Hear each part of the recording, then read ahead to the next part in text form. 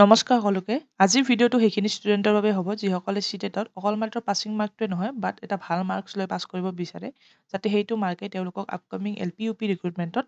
Merit লিষ্টত নামটো অহাত সহায় কৰিব পাৰে। আজিৰ ভিডিঅ'ত মই ডিছকাছ কৰিম কেনেকৈ মই 120 মাৰ্কছ পাবলৈ সক্ষম হৈছিলোঁ আউট অফ 150 মাৰ্কছ। চ' মোৰ সেই এক্সপিৰিয়েঞ্চৰ বেচিছত আজি এটা ষ্ট্ৰেটেজি ভিডিঅ' শ্বেয়াৰ কৰিম কেনেকৈ আপোনালোকে চিটেটত এটা ভাল মাৰ্কছ লৈ এক্সামটো ক্লিয়াৰ কৰিব পাৰে। চ' ভিডিঅ'টো আৰম্ভ কৰিছোঁ। প্ৰথমে ভিডিঅ'ৰ আৰম্ভণিতে মই ইনক্লুড কৰিছোঁ যে ফৰ্ম ফিলিঙৰ ডেট অলৰেডি আমাৰ আৰম্ভ হৈ গৈছে। সেইটো 7 মাৰ্চৰ পৰা ষ্টাৰ্ট হৈছে। লগতে আমাৰ 2 এপ্ৰিললৈকে চলিব আৰু যিটো এক্সাম হ'ব সেইটো 7 জুলাইত হ'ব আৰু ৰিজাল্ট আগষ্টলৈকে আহি যায়। বহুত ধুনীয়া ছিষ্টেমত এক্সামিনেশ্যন হয়, বছৰত দুবাৰকৈ হয় আৰু আমাৰ ডেটবোৰ ইতিমধ্যে দিয়াই গৈছে। 7 জুলাইত আমাৰ এক্সাম হ'ব, আমি গমেই পাওঁ। চ' আমাৰ হাতত বহুখিনি সময় আছে আৰু এইখিনি সময়ত আমি 3 মান্থছৰ প্লেন এটা বনাই দিছোঁ মই আপোনালোকক। এইখিনিত আপোনালোকে বহুত ভালকৈ প্ৰিপাৰেশ্যন কৰিব পাৰে আৰু নিশ্চয়কৈ এইখিনি মতে যদি প্ৰিপেয়াৰ কৰে আপোনালোকৰ 120 মাৰ্কছ পোৱাটো ইমান বেছি কঠিন নহয়। আৰু লগতে প্ৰিপাৰেশ্যন আমি কিয় ভালকৈ কৰিব লাগে সেই বিষয়ে যদি ক'ব বিচাৰোঁ যে আমাৰ যিখিনি LP UP ৰিক্ৰুটমেণ্ট এইবাৰ দেখিছে, LPত আমাৰ ইফ আই এম নট ৰং দেন 85% ফ্ৰম টেট আৰু UPত ফ্ৰম 80% ফ্ৰম টেট আমাৰ লোৱা হয়। ঠিক আছে, যদি চাকৰিটো পাব বিচাৰোঁ তেতিয়া কি হয়, আনতকৈ আমি বেছি পাব লাগিব আৰু মেইন আটাইতকৈ বেছি ৱেইটেজে আছে আমাৰ টেটৰ ওপৰত। অ'কে, যিহেতু অসম টেট নহয় এতিয়া, চ' চি টেটে হৈছে আমাৰ মেইন,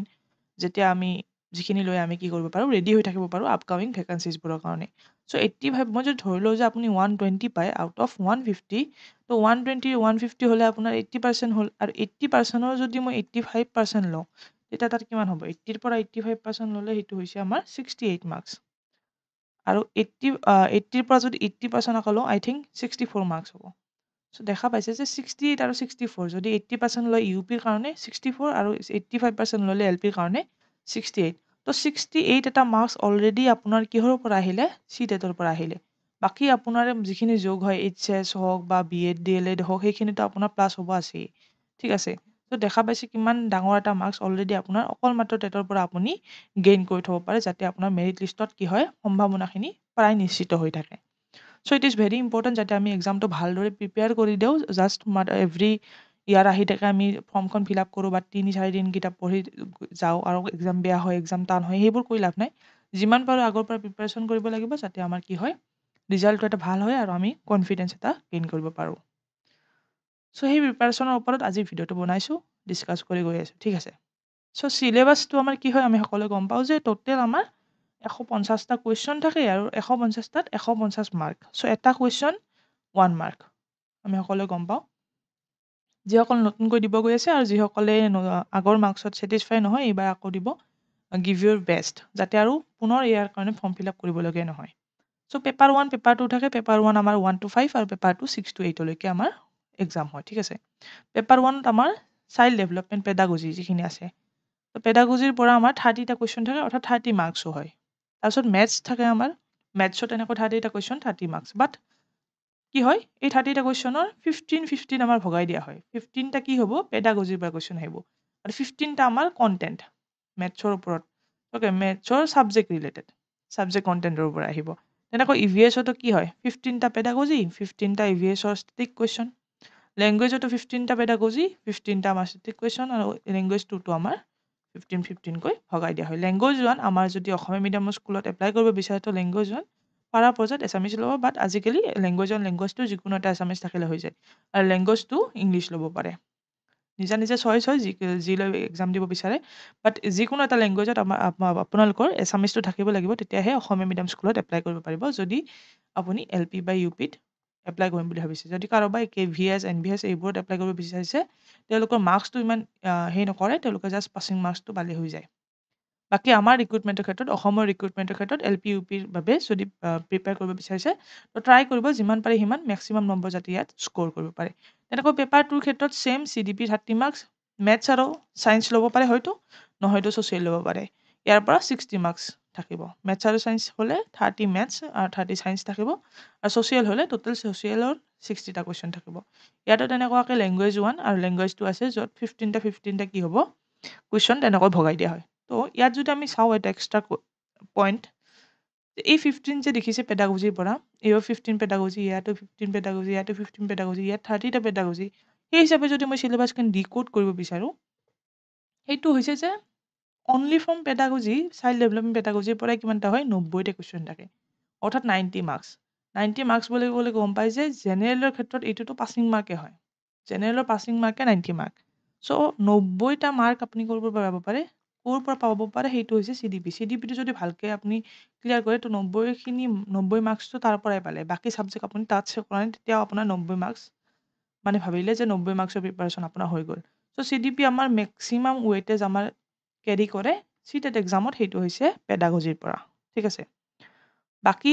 পেপাৰ 1 পেপাৰ 2 যদি দুয়োখন দিব গৈ আছে এই দুয়োটা চিলেবাছ কি হয় প্ৰায় চেম হয় অকল মাত্ৰ ইভিএছটো কি হয় আমাৰ পেপাৰ 2ত নাই ঠিক আছে চ' এইটো এটা আমাৰ ভাল হ'ল যে পেপাৰ 1 পেপাৰ 2ত কি হয় অলমষ্ট হেভ চেম চিলেবাছ গোটেই চিলেবাছখন চেম অকল মাত্ৰ ইভিএছখন আমাৰ তাত নাই এইখিনি আমাৰ ক্লিয়াৰ হ'ল এতিয়ালৈকে যে ইয়াৰ যিখিনি ডিটেইল চিলেবাছ আছে ডিটেইল চিলেবাছটোতো আপোনালোকে পাই যাব নেটত এই গোটেইখিনি ডাউনলোড কৰিব পাৰিব মোটামুটি আমাৰ এইখিনি চিলেবাছ আমাৰ ইয়াৰ ভিতৰত পৰে ঠিক আছে বাকী ইভিএছ আৰু মেথছৰ ভিতৰত যিখিনি আমি বা লেংগুৱেজৰ যিখিনি ষ্টেটিক পাৰ্ট থাকিব তাত লেংগুৱেজতটো গম পাই যে পেছেজ দিয়ে পইম দিয়ে তেনেকুৱা থাকে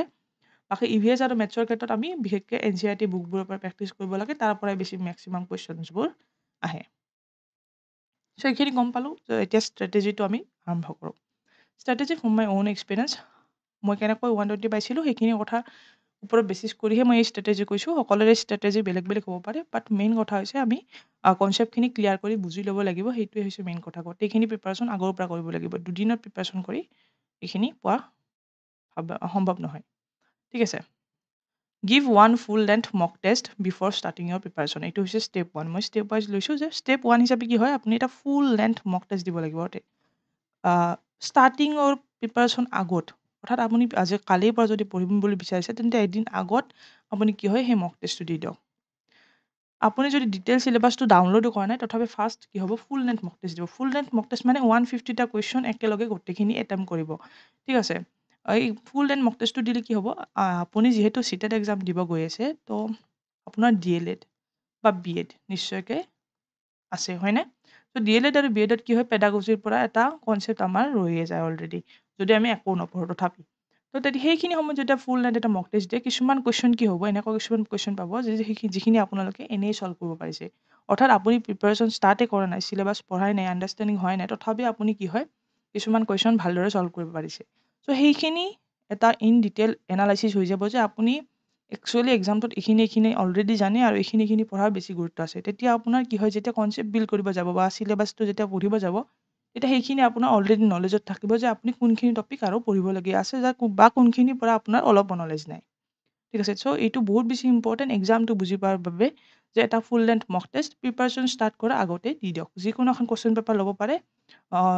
নেটত বহুখিনি গোটেইখিনি কুৱেশ্যন পেপাৰ পাই যাব তাৰ পৰা যিকোনো এখন ল'ব পাৰে বা এখন বুক পাৰচেছ কৰিব পাৰে ষ্টেপ 2 প্ৰিণ্ট ইয়ৰ ডিটেইল চিলেবাছ যিখন নেটত পাব বা মই টেলিগ্ৰাম গ্ৰুপত এইটো প্ৰভাইড কৰি দিম এখন ডিটেইল চিলেবাছৰ যিটো সেই আছে এইটো প্ৰিণ্ট আউট কৰি ল'ব দেই বা লিখি ল'ব যদি লিখি ল'ব পাৰে প্ৰিণ্ট বা লিখি ল'ব কাৰণ ডিটেইল চিলেবাছটো জনা বহুত দৰকাৰ তেতিয়া পইণ্টটো যেনেকৈ এনেকৈ ডিটেইল চিলেবাছ থাকি যাব আপুনি টিক মাৰ্ক কৰি যাব পাৰে যে কোনখিনি আপোনাৰ কভাৰ হৈ গ'ল এতিয়া আমাৰ যিহেতু 3 মান্থছ আমি প্ৰিপেয়াৰ কৰিব পাৰোঁ 3 মান্থছত আমি ইচ এণ্ড এভৰি টপিক কি কৰিম এটা এটাকৈ আমি চল্ভ কৰি থাকিম যদি 3 দিন আগত মই যদি ক'লোঁ হয় তেতিয়া মাৰাথন ভিডিঅ'জৰ কথা আহিলে হয় বা তেনেকুৱা আহিলে হয় কিবা তেনেকুৱা ধৰণৰ আমি এটা বিকল্প আনিলোঁ হয় বাট তাত আমি 120 পাব নোৱাৰোঁ অ'কে 3 ডেজত 120 পাব নোৱাৰে জাষ্ট পাছ কৰিব পাৰে বাট 3 মান্থছৰ ষ্ট্ৰেটেজি ডেফিনেটলি ইউ কেন আপুনি পাব পাৰে অ'কে ইউ কেন স্ক'ৰ 120 প্লাছ এইটো ডেফিনেটলি পচিবল হয় ইমান কোনো ডাঙৰ কথা নহয় চিটেটৰ চ' ষ্টেপ 3 হিচাপে কি হয় ৱাটচ videos on detail understanding of each topic যদি ভিডিঅ'জৰ কথা ক'বলৈ যাওঁ ইউটিউব এটা বেষ্ট প্লেটফৰ্ম হয় ফৰ চিটেট প্ৰিপাৰেশ্যন আন বেলেগ এক্সামৰ বাবে নকওঁ বাট চিটেটৰ নিচিনা এক্সামৰ বাবে ইউটিউবটো বেষ্ট হয় ইয়াৰ বাহিৰে আন কোনো আপোনাৰ কোচিং লোৱা আন কোনো বুক লোৱাৰ দৰকাৰ নাই ইউটিউবত গ' ফৰ লেটছ লাৰ্ণ গোটেইখিনি টপিক আছে গোটেইখিনি ইন ডিটেইল হিমাংশী মেমে গোটেইখিনি ভিডিঅ'জ অলৰেডি বনাই থৈছে আৰু বেষ্ট ভিডিঅ' হয় কোচিঙত যেনেকুৱা শিকাব ইউটিউবত তেওঁলোক বেষ্ট শিকাইছে অলৰেডি ত' তাত ইচ এণ্ড এভৰি টপিকৰ পৰা ডিটেইল ভিডিঅ' পাই যাব আৰু ইন ডিটেইল ভিডিঅ'বোৰ চাব মাৰাথন ভিডিঅ'জবোৰ এতিয়া নাচাব অ'কে ডিটেইল টপিক ৱাইজ যিখিনি ভিডিঅ' থাকে সেইখিনিহে চাব টপিক ৱাইজ যিখিনি ভিডিঅ' থাকিব তেওঁৰ সেইখিনি চাব আৰু সেইখিনি চাই কি হ'ব মেক ইয়ৰ অ'ন নোটছ সদায় কওঁ যে নোটছটো বনাব নাপাহৰিব এটা টপিক ৱাইজ ভিডিঅ' চালে চিলেবাছখন আপুনি লিখিলে যে প্ৰথম টপিকটো দেখা পালে কিবা এটা সেইটো টপিক চাৰ্চ কৰিলে বাই হিমাংশী মেং বুলি হিমাংশী মেমৰ টপিকটো আহি গ'ল ভিডিঅ'টো চালে নাম্বাৰ 2 হিচাপে তাত কি কৰিব সেই টপিকটো চোৱা হোৱাৰ পিছত তাৰ পৰা আপুনি কি কৰিব নিজৰ নোটছটো বনাই ল'ব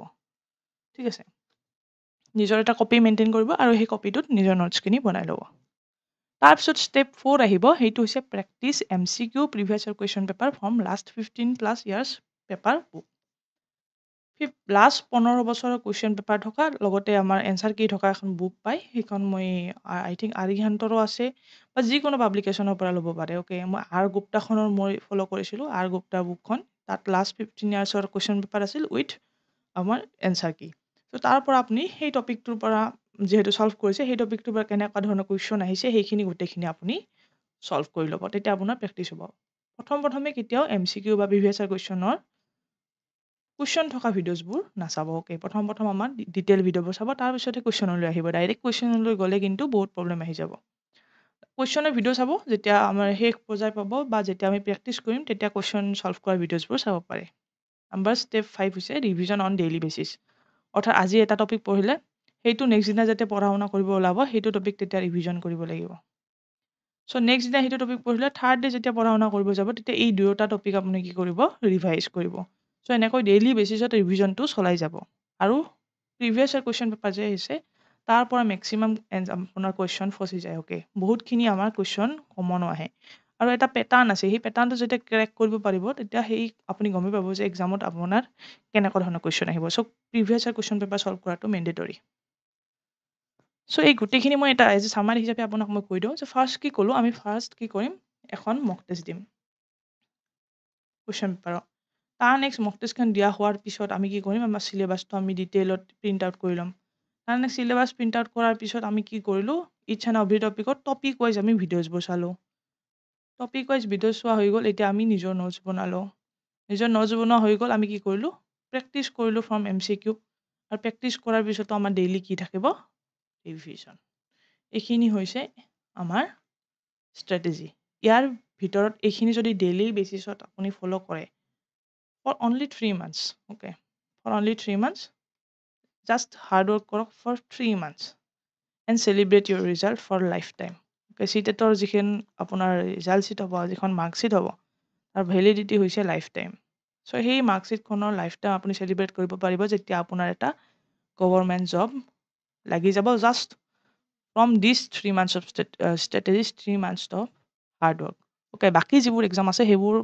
চিটেটৰ এক্সামটোতকৈ বহুখিনি ওপৰত কম্পিটিশ্যন হৈ যায় যেনেকৈ ADREত যদি আমি আহি যাওঁ তাত কম্পিটিশ্যন কি হ'ব বহু বেছি হৈ যাব বাট এই যিখিনি কম্পিটিশ্যন হ'ব সেইখিনি অকল সেইখিনিৰ বাবে যিসকলৰ BEd বা DLEd আছে হয়নে ত' BEd বা DLEd থকা যিখিনি মানুহ আছে ADREতটো সকলোৱে এপ্লাই কৰিব পাৰে বাট BEd বা DLEd থকা মানুহখিনিহে ইয়াত LP UP ৰিক্ৰুটমেণ্টত এপ্লাই কৰিব পাৰিব চ' এইখিনিত আমাৰ নিশ্চয়কৈ এইবোৰ এক্সামৰ নিচিনাকৈ তাত অলপ হ'লেও কম্পিটিশ্যন কম চ' সেইখিনিত আমাৰ বহুখিনি চান্সেছ বাঢ়ি যায় যাতে আমি জবটো পাব পাৰোঁ চ' চান্সেছ আৰু বঢ়াবৰ বাবে আমি কি কৰিব লাগিব এই আমি যিটো এক্সাম দিম সেই এক্সামটোত আমাৰ নিজৰ 100% দিব লাগিব তেতিয়া 100% দি অকল মাত্ৰ 3 months এটা কি হয় বহুত কম সময় সেইখিনি সময় যদি আমাক এটা গভৰ্ণমেণ্ট জব দিব পাৰে দেন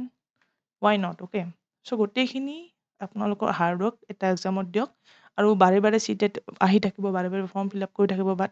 আমাৰ মাৰ্কছ স্ক'ৰ নহয় তো তেনেকুৱা হৈ থকাতকৈ ইমান পইচা খৰচ কৰি থকাতকৈ আপোনালোকে কি কৰিব এবাৰে মাত্ৰ প্ৰিপাৰেশ্যন কৰক বা গিভ ইউৰ বেষ্ট আৰু যাতে আমাৰ ফৰ্ম ফিল আপ কৰিবলগীয়া নহয় আৰু আমি যাতে ভাল মাৰ্কছ এটা স্ক'ৰ কৰিব পাৰোঁ সেইটো মেক চিয়'ৰ কৰক so' that's all from today's class keep working hard and thank you everyone okay কিবা যদি আপোনাৰ কনফিউজন আছে কমেণ্ট বক্সত কমেণ্ট কৰিব পাৰে লগতে আমাক টেলিগ্ৰামতো ৰিচ আউট কৰিব পাৰে চ' থেংক ইউ অল